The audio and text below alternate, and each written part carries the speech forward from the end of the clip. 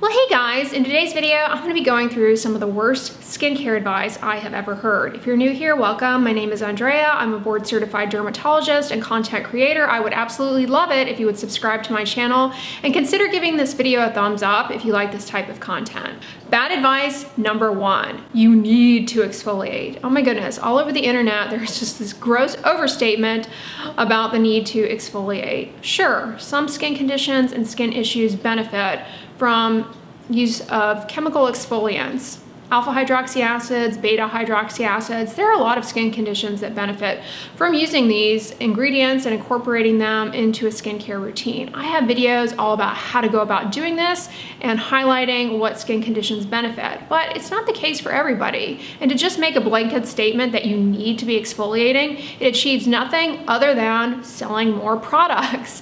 There are so many products on the market, scrubs, polishes, peels, etc. And I find that consumers get too enthusiastic with these and end up overdoing it, stripping their moisture barrier, and ultimately this leads to increased dryness, irritation, and can flare acne. So not everyone is going to benefit from adding exfoliants into their skincare routine, and don't forget, merely the act of getting in the shower and bathing is exfoliating the skin. That's something that you probably do on a daily or every other day basis. Take a bath or a shower, and that exfoliates the skin. Bad advice number two, that wearing sunscreen causes vitamin D deficiency. False. This could not be further from the truth. We have no evidence that vitamin D deficiency is caused by wearing sunscreen. Truth of the matter, most people do not wear sunscreen, most people do not reapply sunscreen, and those who wear sunscreen, they don't apply enough of it to ever achieve the SPF on the bottle. And so to attribute the epidemic of vitamin D insufficiency or deficiency to sunscreen use, it just doesn't add up.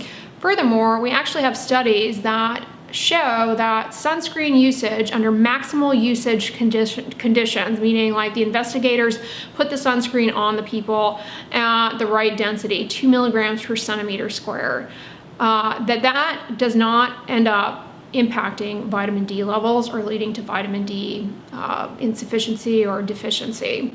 So the idea that wearing sunscreen causes vitamin D deficiency is completely false. In fact, some might argue that wearing sunscreen might actually make your skin potentially, although this has not been proven, potentially more efficient at using ultraviolet radiation for vitamin D synthesis. Because here's the thing, the vitamin D synthesis in your skin, it uses UVB, very specific wavelengths of UVB. But there's also UVA. So the sun puts out UVB and UVA. UVA is the majority of the ultraviolet radiation that comes from the sun, and it actually can impact that enzyme.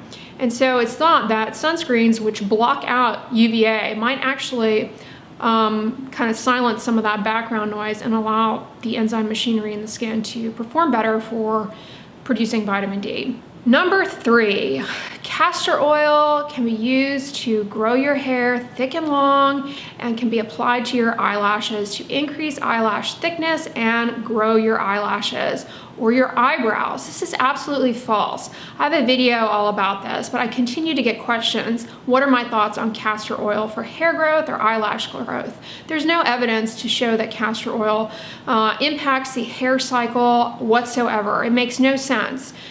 People don't understand the basic anatomy and physiology of the hair follicle, but really where the growth factors and the cells that grow the hair, they're rooted down deep in the skin, and they rely on a very intimate connection between the dermis and the actual hair follicle in terms of those growth signals. Putting something on the skin does not impact what goes on down there whatsoever. Castor oil creates the illusion of increased hair thickness and density because it is so viscous that it coats the existing hairs and makes them more noticeable. Now, this is not without harm. It can lead to actual irritation and it can cause hair matting. That has been reported. And in the case of putting it on your eyelashes, it actually can impair kind of the outflow of tears and make you more predisposed to styes, blepharitis, irritation of the eyelids, and dry eyes. So I don't recommend using castor oil, a thick castor oil, for hair growth or, you know, putting it on your eyelashes or eyebrows. It can really just cause a lot of irritation for you and potentially mat your hair and cause dry eyes. And there's no data to show that it increases hair growth. So that's a myth. And I mean, people who do the castor oil thing, they're adamant that it works, but it's really just an illusion. There's no science there. Bad advice number 4 is don't shave. It will make your hair grow thicker. Again, this is just, you know, comes from lack of understanding of the anatomy and physiology of the hair follicle and hair growth. Cutting the hair does not impact the rate of hair growth. Remember, hair growth has to do with that interaction of the hair follicle and the dermis and those growth factors down deep. Once it gets to the actual hair shaft, for mechanical forces on the hair, like cutting the hair from shaving, trimming, it doesn't impact the diameter of the hair. That is determined down deep. So cutting it at the surface, it cannot impact the rate of hair growth. Bad advice number 5, don't use Vaseline, it's pore clogging. This was actually debunked a long time ago. Vaseline is petrolatum, and petrolatum just really gets a bad rap in general. I don't understand why, but it's actually a wonderful ingredient, and there's no evidence that it is pore clogging. And so people with acne are really fearful of moisturizers with petrolatum, hence we have a whole industry of, quote, non-comedogenic, oil-free moisturizers that don't have petrolatum in them, but there's really no truth to the idea that petrolatum clogs pores. One thing that can happen, however, if you apply Vaseline to your skin is that if the skin is not clean, because Vaseline, aka petrolatum, is so occlusive, it can trap dirt and impurities onto the skin, and that can increase irritation, and that can cause flares of acne. But it's not the actual petrolatum. It's really just that maybe your face wasn't clean before you put the petrolatum on.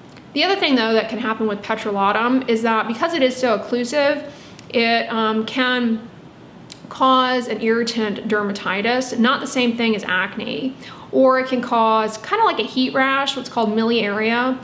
That's another potential explanation for when people say, I used that heavy moisturizer and it broke me out. It's really that the occlusivity of the moisturizer maybe trapped heat to the skin and made an irritant reaction like miliaria, which is a heat rash basically. But it's not pore clogging. And if you have acne, do not fear petrolatum. There's no evidence that petrolatum causes acne or clogs pores. Bad advice number 6 is that you should mix your retinol with your moisturizer to make it less irritating. No, that's not good advice at all. Now, if you're using retinol, you know it can be drying and irritating. I have tons of videos outlining this for you guys. And a way to mitigate that, and an important part of your skincare routine when using retinol, is incorporating a moisturizer. But you don't want to mix the retinol or prescription retinoic acid like tretinoin in with your moisturizer and then apply it. The reason for this is that you're going to get uneven distribution and uneven application. And what that ends up doing is causing areas where you have like hot spots of more tretinoin than is necessary, and skip areas, so areas where you miss, and that does not really help your cause at all. So a better way to use moisturizers in your skincare routine when using retinol is you're going to wash your face at the end of the day before applying retinol. Once you wash your face and you rinse the skin, while it's still damp, go ahead and apply your moisturizer. Wait a while so that the moisturizer can dry, absorb, and at that point you have clean, dry, moisturized skin. That's really a good setup for applying retinol to reduce irritation, dryness, and peeling, and you can get a nice even application of the retinol by just using applying a thin film. All you need is a pea-sized amount, and you have so much more control when you apply it in isolation as opposed to trying to mix it in with a moisturizer or moisturizing serum. The next piece of bad advice is that shampooing your hair every day is bad for your hair. That is absolutely not true whatsoever. In fact, for people who have dandruff in particular, shampooing as frequently as you can actually improves the health of your scalp, reduces dandruff flares, and ultimately, can help your hair just be healthier overall because of the health of the scalp. Now, that being said, certain hair types do not tolerate shampooing frequently. So I'm not saying that everybody needs to shampoo their hair daily, but these blogs and websites that make this blanket statement, similar to the exfoliating thing, this blanket statement that shampooing daily is bad, it's doing a disservice to a large subset of people who benefit from daily shampooing. Of course, not all hair types benefit from daily shampooing, and in fact, people with more textured hair or curly hair, that's gonna mess up their hair shafts. It's gonna make their hair unmanageable, frizzy, dry, brittle, and prone to breakage. But for others, especially those with an oily scalp and hair that gets oily readily, shampoo more frequently. It's beneficial to the health of your scalp in removing that oily buildup that ultimately facilitates overgrowth of malassezia that can lead to dandruff. And that dandruff can lead to scalp itch, it can trickle down onto your face and cause a rash known as seborrheic dermatitis. Shampoo more frequently if your hair type tolerates it. This blanket statement that shampooing daily is bad for your hair, it makes no sense. Next piece of bad advice. I'm inside all day, I don't need to wear sunscreen. This is a bad advice right there. Okay, you absolutely do need to wear sunscreen when you're indoors, and I know a lot of people view that as an extreme stance, but it's the truth. The reason to wear sunscreen indoors is that you are exposed to both ultraviolet radiation and visible light from the sun that comes through window glass and impacts your skin. People who work indoors and don't wear sunscreen, we have evidence that they have more prominent photoaging, particularly on the side more exposed to windows. Now, of course, I will always get the person who comments, well, I work in a basement 24/7, there are no windows. Do I still need to wear sunscreen? Technically, no. You're not getting any sun exposure or visible light exposure that could aggravate hyperpigmentation. But at the same time, we also have evidence that fluorescent bulbs emit some UV.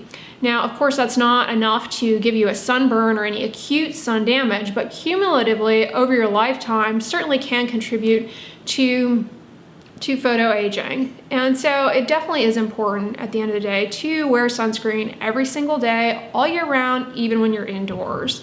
For people especially who deal with issues surrounding hyperpigmentation, a lot of that is driven not only by ultraviolet radiation, but by visible light in the blue light spectrum, which comes through window glass. And so that, the majority of that blue light comes from the sun that comes through window glass as well. So you do need to protect your skin. Even when people focus on the UV index and say, well, the UV index is low, and I'm indoors mostly. Why do I need to wear sunscreen? The UV index kind of gives you an idea of what your acute risk of sun damage is, like, if you go out with unprotected skin, how likely you are to burn out there. But it doesn't say that there's no sun exposure, there's no UV exposure. And remember, a lot of what we're trying to protect ourselves from is cumulative lifetime UV exposure. That adds up and ultimately plays a major role not only in photoaging, but in skin cancer risk. So don't be misled by the fact that your UV index that day might be low or you're mostly indoors. Just apply it.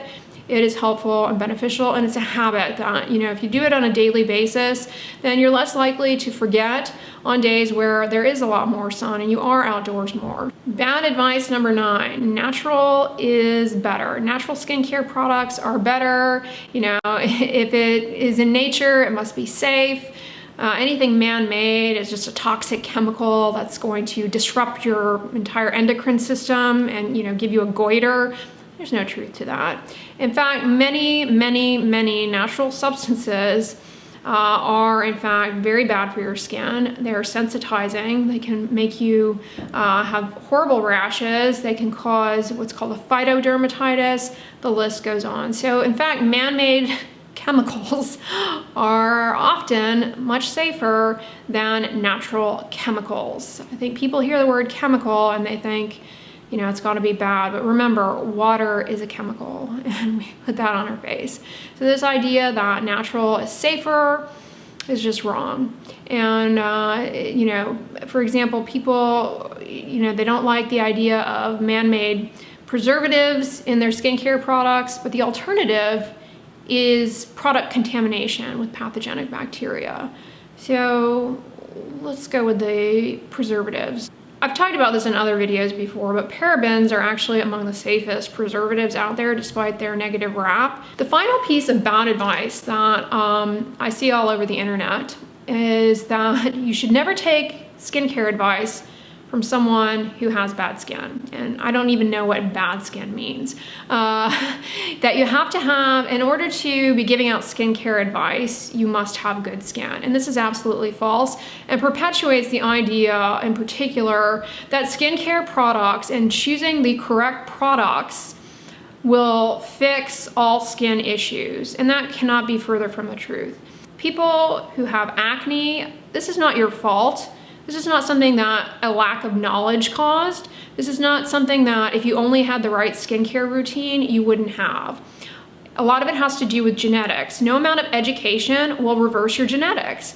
A lot of it has to do with things out of your control. And again, it perpetuates the idea that having good skin, whatever that is a reflection of your choices and your knowledge base. And that couldn't be further from the truth. You know, I have a lot of skincare knowledge. I spent a lot of time in school to become a board certified dermatologist, and I have a lot of clinical experience treating skin diseases. Guess what? I did not cure my eczema doing that. I still have eczema. Even though I have a better understanding of how to control it and avoid triggers, it doesn't mean I, you know, got rid of that disease. I still have it.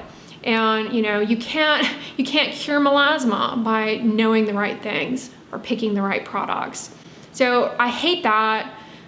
I see those comments, you know, I don't care if people leave those comments on my videos, but I see them on other people's videos. And it's like, what are you even talking about? Or, you know, the idea that somebody who has acne scarring, that must be a reflection of their choices in life, and that they didn't make the right product choices. They must not have the knowledge set. It's just so ridiculous. You know, this idea that good skin, which is really a beauty standard, it's not, you know, a reflection of self-worth or intelligence, anything like that. This idea that good skin is a determining factor in whether or not you are qualified to give advice. I mean, it's just an ignorant statement. And there are many people on this planet with flawless, phenomenal, beautiful, radiant, glowing skin, not a single blemish, not a single, you know, hyperpigmented patch, macule, whatever. They know nothing about skincare. They know nothing about skin disease. It doesn't interest them. Guess what? They just happen to have genetics that make them have quote unquote good skin. I hope this video was fun and informative for you guys. Those are my top 10 worst skincare advice tidbits that I hear a fair amount. But if you like this video, give it a thumbs up, share it with your friends, and as always, don't forget, sunscreen and subscribe. I'll talk to you guys tomorrow. Bye.